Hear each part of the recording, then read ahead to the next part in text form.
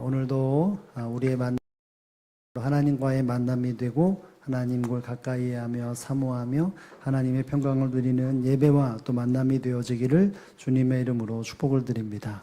본문을 통해서 이와 같은 제목으로 은혜의 말씀을 나누길 원하는데요. 우리 제목을 함께 읽어보겠습니다. 도구인가 주인인가. 여러분 가끔 여러분도 아마 그러실 텐데 가정의 서랍을 정리하거나 짐을 정리하다 보면 지금은 사용하지 않지만 한때 유용하게 사용했던 물품들을 종종 보게 될 것입니다.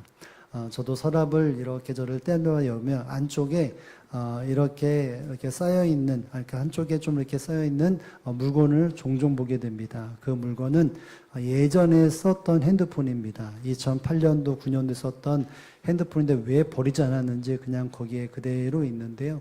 그때 핸드폰은 칼라도 되고 화면 터치도 되고 또 펜도 터치되어서 참 유용하게 사용이 되었습니다.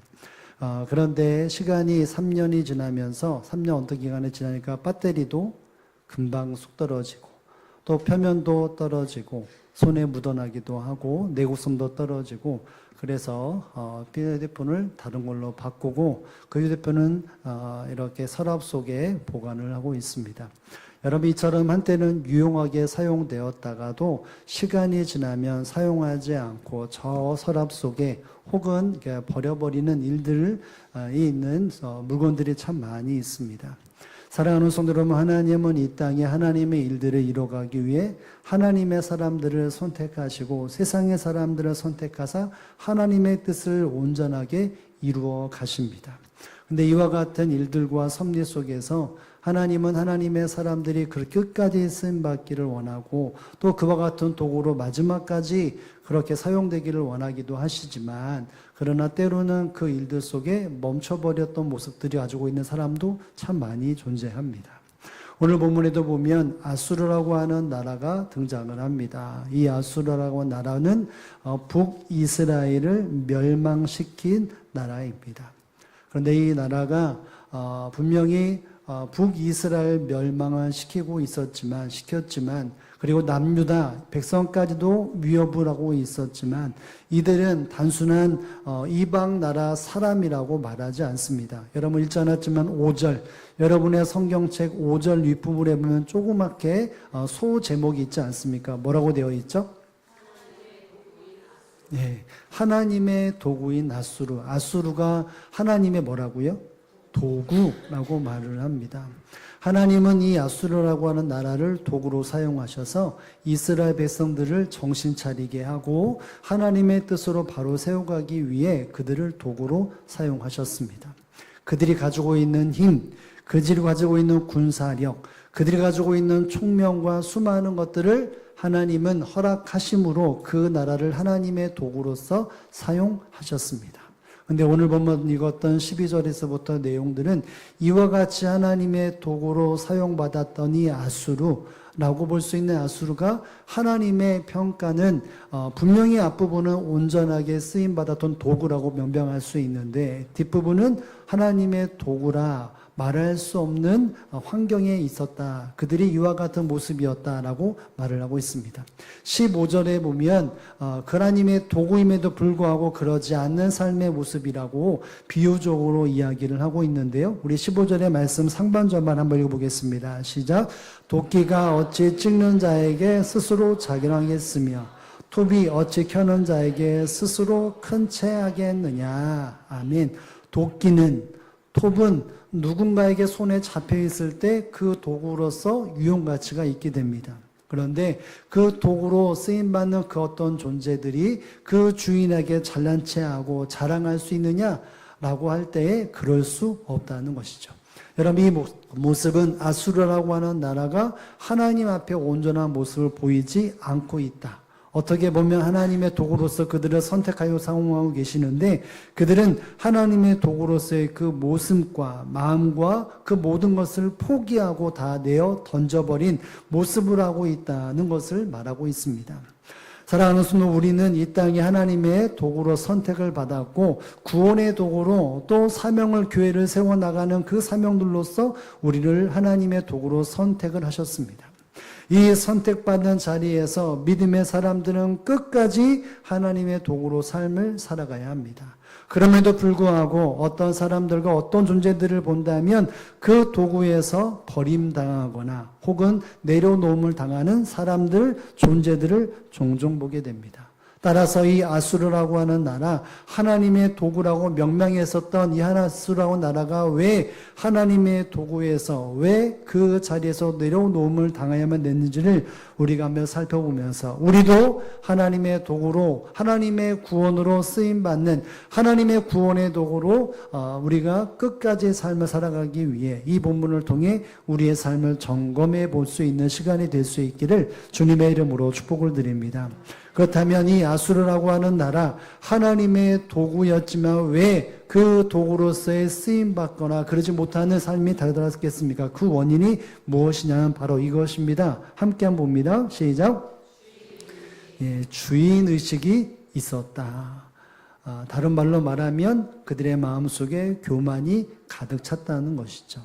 하나님은 그들을 하나님의 도구로서 그들의 삶의 주인이 하나님이라는 것을 비추어 주면서 일하셨는데 어느 순간 그들은 자기의 모든 것이 내 것이고 내가 이루었고 내가 했다라고 하는 생각들로 교만한 마음이 가득 차 버렸습니다.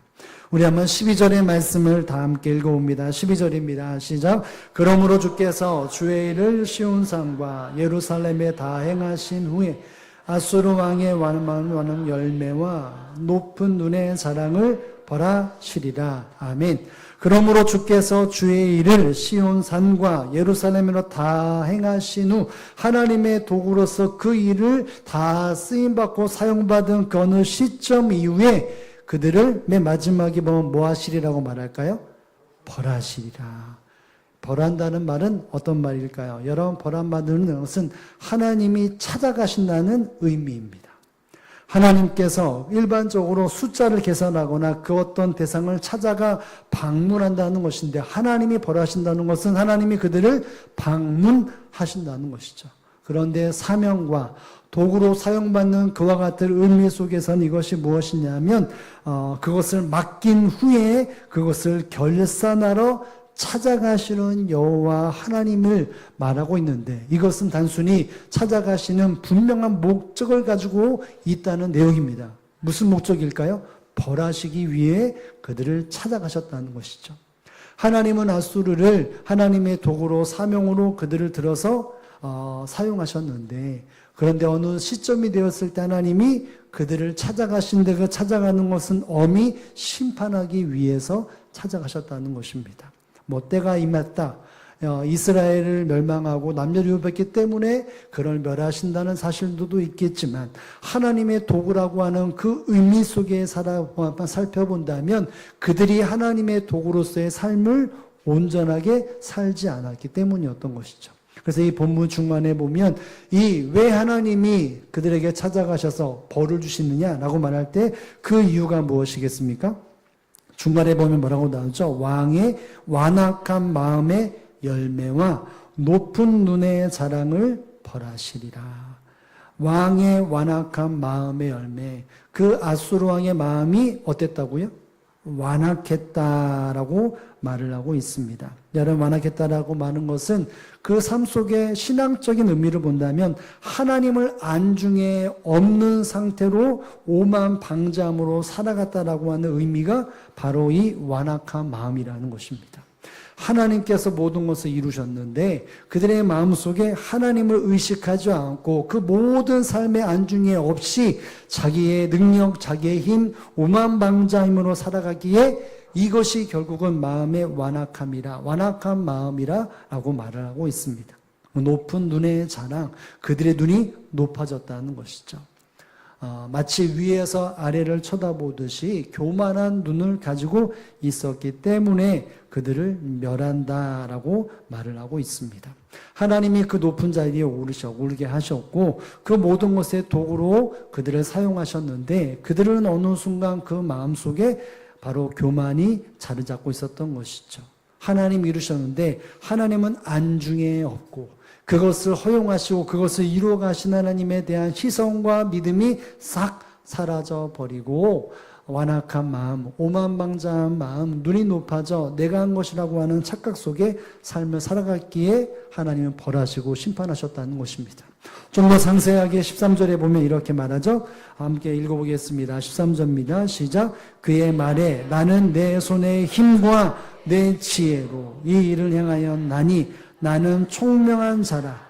열국의 경계선을 걷어치웠고 그들의 재물을 약탈하였으며 또 용감한 자처럼 위에 거주한 자를 낮추며 아멘. 그의 말에 그들은 스스로 말하기를 뭐라고 말합니까? 나는 내 손의 힘과 내 지혜로 이 일을 이루었다라고 말을 했다고 말합니다. 지금까지 이 주변 나라에 대하여 힘을 행사함으로 그 땅을 차지하고 또 그 땅의 재물을 취하고 약탈하고 그 땅의 사람들을 모두 낮추는 이 모든 일들 속에 국경을 무너뜨리고 정복하는 모든 일들 속에 내 손의 힘과 내 지혜로 이 모든 것을 이루었다, 행하였다라고 말합니다. 이 모든 것은 나는 이런 사람이기 때문이라고 말합니다. 여러분 중간에 보면 나는 어떠한 자라고 말합니까? 총명한 자다. 나는 모든 것을 분별하게 되고 모든 것을 완벽하게 알고 그 모든 처음과 끝과 과정을 아는 총명한 자이기 때문에 이 모든 국경들을 허물 수 있었고 그들의 재물을 약탈하고 그 사람들을 바짝 낮추게 엎드리게 무릎 꿇게 할 수 있었는데 이 이유는 내가 어떤 사람이었기 때문에요? 총명했기 때문에 분별함이 있고 지혜가 가득 넘쳤기 때문에 나는 우둔한 사람이 아니라 지혜로운 사람이었기 때문에 이 모든 것을 이루었다는 것입니다. 근데 여러분 실상 이렇게 말한다는 것은 그가 총명하다는 것이 아니죠. 우둔한 자라는 것입니다. 그들이 지혜가 있어서 행한 것이 아니라 하나님이 그들에게 그렇게 행하도록 맡기시고 그것을 이루어 가셨었는데 그들에게 하나님이 행하심으로 주변 나라를 정복하고 재물을 취하고 그들을 낮추게 했던 일들에 대하여 하나님이 행하셨는데 하나님이 지혜로운 것이지 하나님의 능력이 있는 것이지 그들이 지혜로운 것이 아니었는데 그들은 착각했습니다. 야, 내가 지혜롭기 때문에 내가 무엇인가 정확하게 분별하고 내가 정확한 시기를 알고 알아차리고 정확하게 움직였기 때문에 이 모든 일들을 이루었다라고 말합니다. 나는 지혜로운 사람이다. 나는 총명한 사람이다. 나는 분별력 있는 사람이었기 때문에 이 모든 일들을 내가 이루었다라고 말을 합니다. 여러분 이 말은 한마디로 이 아수르 왕과 아수르가 어떤 걸까요? 자기의 삶에 자기가 주인이고 자기가 이루었다. 교만한 마음이 그의 삶을 잠식해버렸다는 것입니다. 여러분 또 14절에 보면 이렇게 다시 한번 이야기합니다. 함께 한번 읽어볼까요? 시작. 내 손으로 열국의 재물을 얻은 것은 새 보금자를 얻은 것 같고 온 세계를 얻은 것은 내 버린 알을 주음과 같으나 날개를 치거나 입을 벌리거나 쥐저기는 것이 하나도 없도다 하는도다. 내 손으로 여기에 있는 모든 것을 내가 이룰 때 그것을 행할 때 이것은 너무나 쉽게 이 모든 것을 내가 소유했고 이루었다는 것입니다. 새 보금자리 얻음 같고 무엇인가 갖추어 있는 것에 내가 그냥 얻은 것이고 온 세계에 얻은 것이 내어버린 알을 주음과 같았다 라고 말합니다. 너무나 쉽게 했다는 것이죠. 그러면 뒷부분에 보면 날개를 치거나 입을 벌리거나 쥐저기는 것이 하나도 없었다고 말합니다. 여러분 이 말이 무슨 말이십니까? 이것에 내가 일을 이루어갈 때 그 누구도 저항하는 세력이 없었다는 것입니다.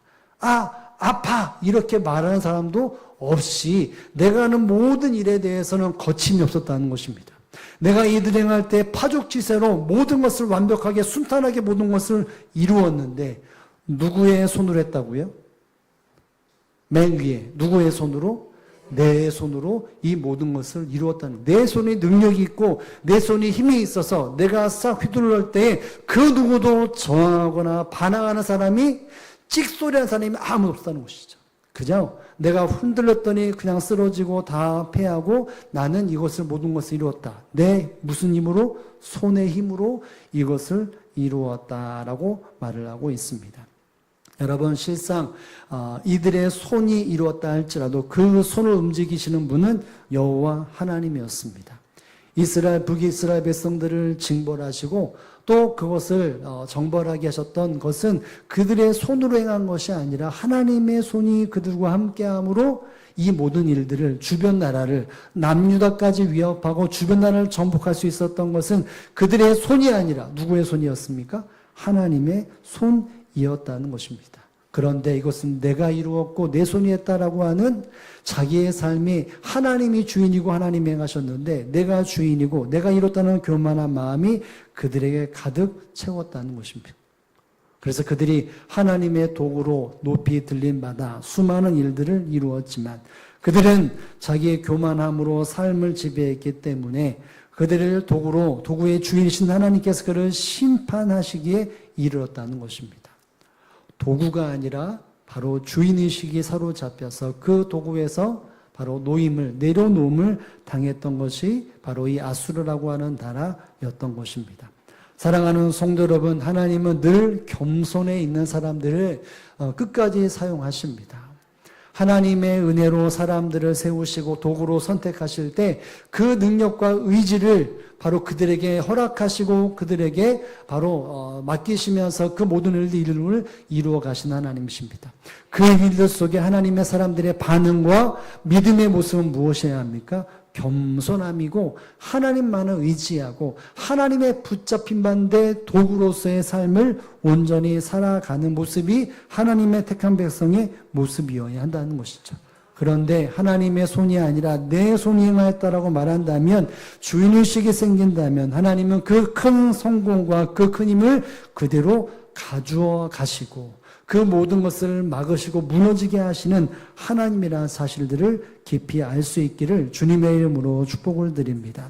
성경에 수많은 사람들이 하나님 앞에 도구로 쓰임받은 사람들, 나라들이 참 많이 있습니다. 그런데 거기서 왜 그와 같은 은혜의 자리에서 내려가고 왜 징계를 당하고 심판을 받을 수밖에 없었겠습니까? 바로 교만이었기 때문입니다.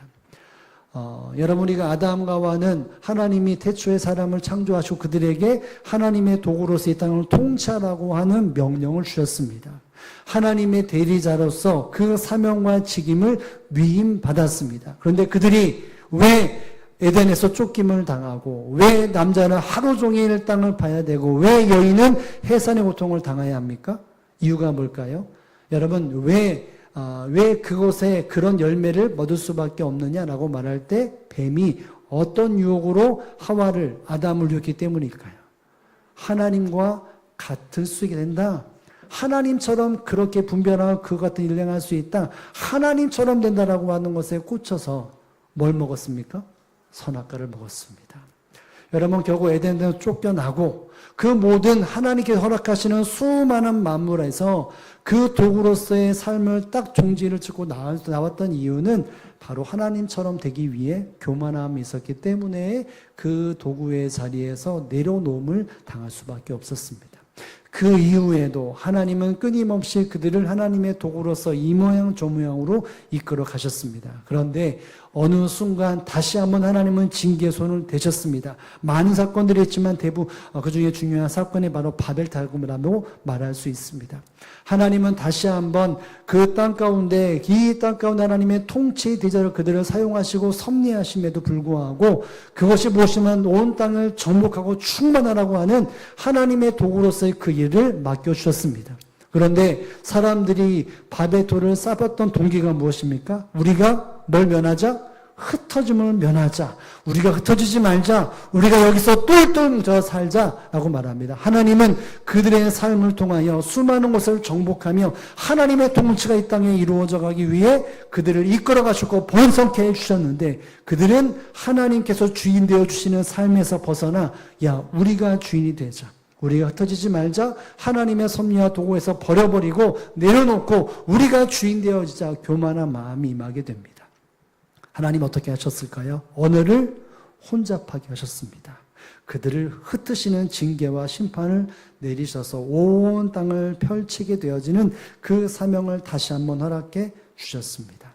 사랑하는 성도 여러분, 하나님의 사람들에게 수많은 일들을 하나님은 맡기십니다. 그 일들을 하나님의 도구로 그들을 선택하고 이끌어 가실 때 하나님의 사람들이 반드시 마음속에 금지해야 될 것이 있다면 내가 이루었고 그 삶에 내가 내 판단과 내 생각이 주인 되어져는 그 삶을 반드시 경계할 수 있어야 합니다.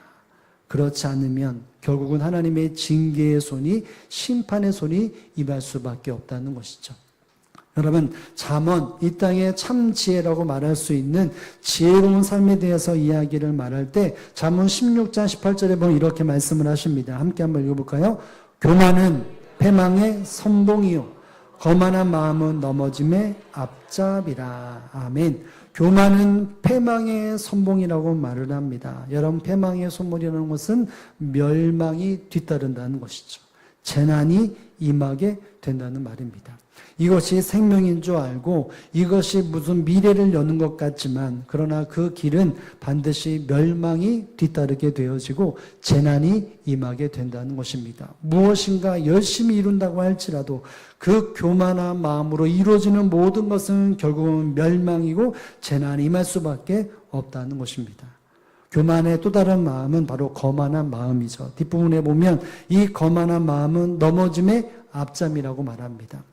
넘어졌다. 이 말은 떨어졌다는 말입니다. 무엇인가에서 떨어졌다. 하나님의 은혜 자세에 떨어지고 온전한 데서 떨어졌다라고 하는 표현하는데 그 모든 원인은 거만한 마음, 높아진 마음, 교만한 마음이 있었을 때 그 모든 자리에서 떨어지는 그와 같은 패망을 경험하게 된다는 것이죠. 여러분, 결국 교만한 마음, 교만은 멸망과 재난과 넘어짐과 파멸이 반드시 임하게 된다라고 강력하게 말합니다. 이렇게 말하는 의미가 무엇입니까? 하나님 앞에 교만은 반드시 하나님의 심판을 받게 된다는 것이죠. 상대적으로 하나님의 은혜가 누려지고 은혜를 받기 위해서는 어떻게 해야 합니까? 교만하지 말아야 합니다.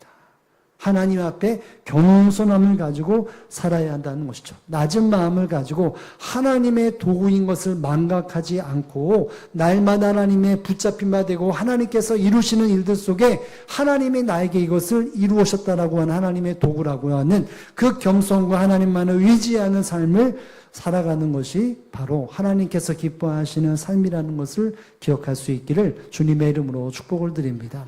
성경의 수많은 사람들은 멸망도 받고 심판도 받았지만 하나님께서는 끝까지 하나님의 도구로 사람들을 사용하시는 그 일도 반드시 이루신 모습을 보게 됩니다. 수많은 믿음의 사람들은 세상 떠날 때까지 그 도구로서의 삶을 겸손한 지킬 사람들이 많이 있다는 것이죠. 대표적인 완벽한 모델은 누굴까요? 바로 예수 그리스도이십니다. 예수님은 종의 형체를 입으시고 낮은 마음으로 이 땅에 오셨습니다. 그리고 사역하시면서 교만한 마음이 아니라 늘 낮은 마음으로 제자들을 섬기고 수많은 사람들을 섬김의 모습으로서 교만하지 않고 하나님의 도구의 자리에서 그 선을 넘지 않고 끝까지 삶을 사셨습니다. 제자들의 발을 씻기심으로 그들은 예수님은 낮은 마음으로 하나님의 도구로서 삶을 그대로 보여주셨습니다. 그리고 십자가에서 그 마지막 순간까지 하나님의 구원의 도구로 자기의 삶을 온전히 내어주심으로 이 땅의 구원을 이루어 주셨습니다.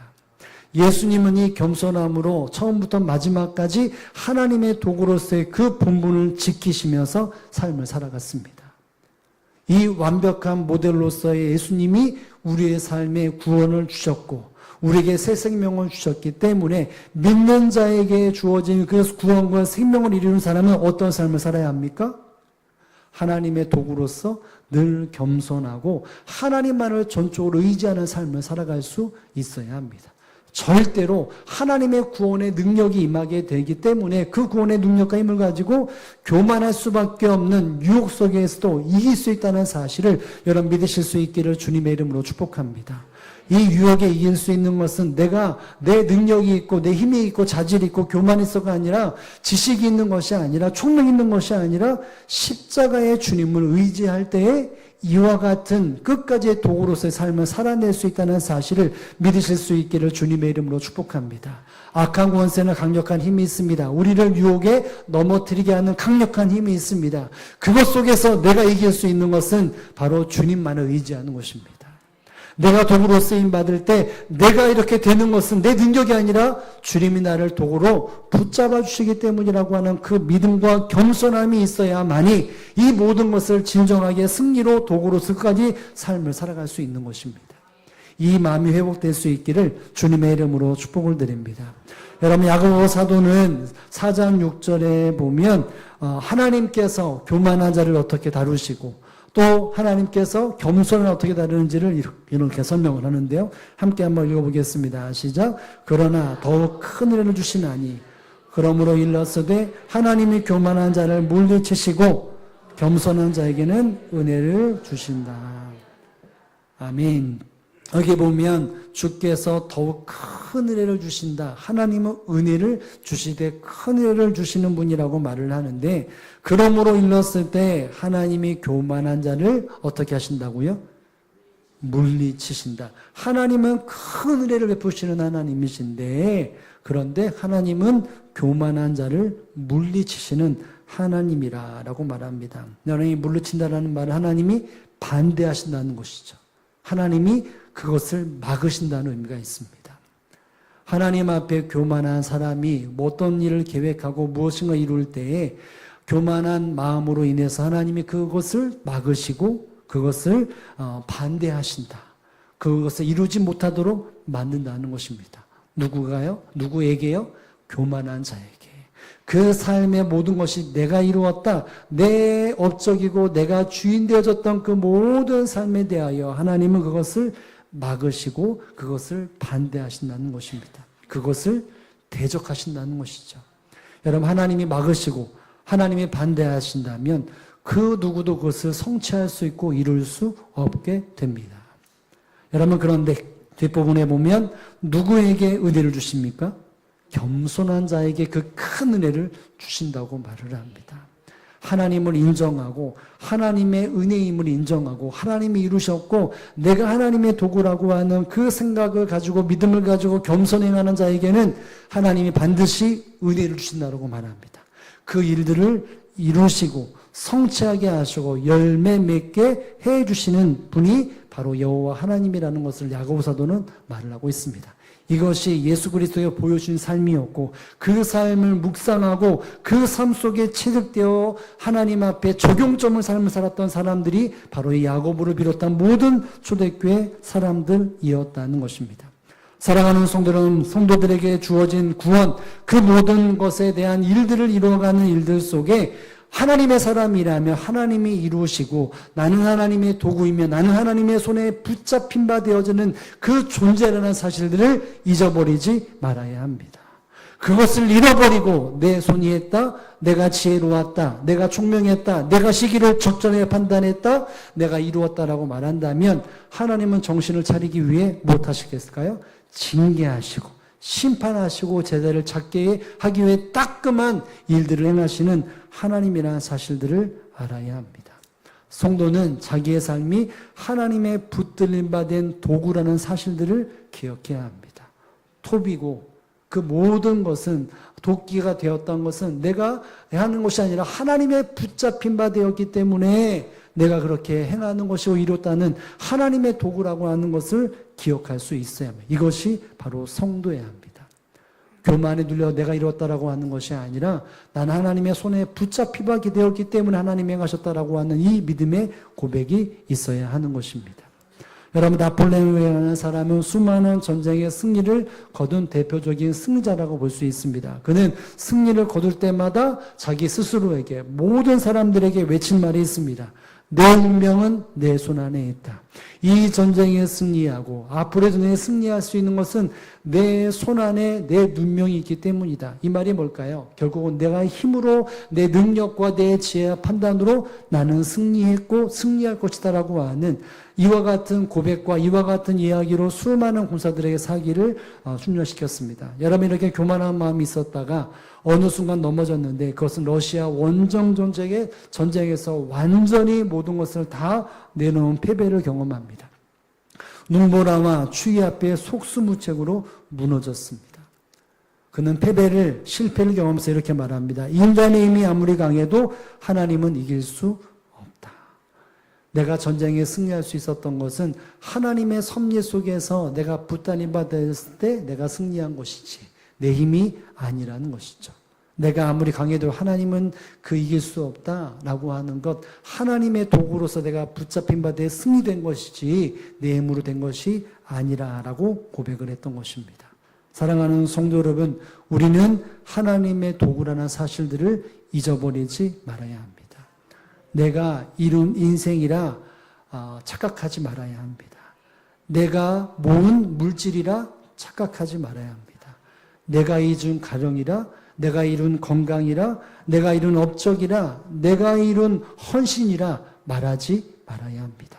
그 순간 그 도구의 자리에서 내려놓음을 받을 수 있다는 사실들을 여러분 다시 한번 기억하며 나의 모든 삶, 나의 모든 일터, 나의 모든 가정, 나의 모든 인간관계, 그 모든 것에 내가 하나님의 도구라는 사실들을 놓치지 않음을 통하여 끝까지 하나님의 도구로서, 구원의 도구로서, 하나님의 나라 이러한 도구로서 온전히 쓰임받는 저와 여러분의 삶이 되어지고 이 한 주간이 되어지기를 주님의 이름으로 축복을 드립니다.